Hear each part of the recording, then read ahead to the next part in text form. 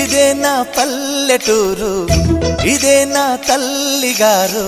మా ఊరి పాడి పంట రాములోరి దీవెనంట. తల్లి గోదావరి నీళ్ళు కడిగే సీతమ్మ పాదాలు. ఊరంతా హాయ్ హాయ్ హాయ్, మనసంతా హాయ్ హాయ్ హాయ్. ఇదే నా పల్లెటూరు, ఇదే నా తల్లిగారు. మా ఊరి పాడి పంట రాములోరి దీవెనంట.